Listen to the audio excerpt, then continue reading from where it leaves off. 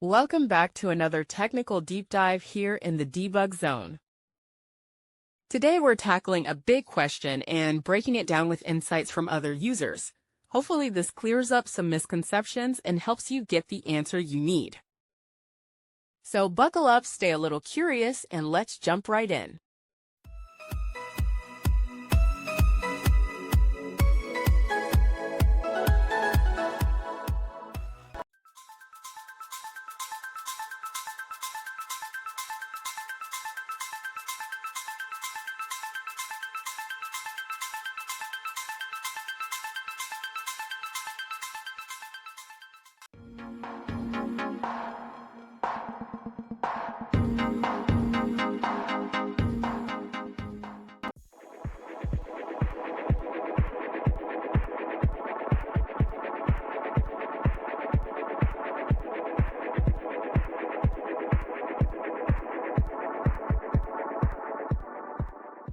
And that's a wrap.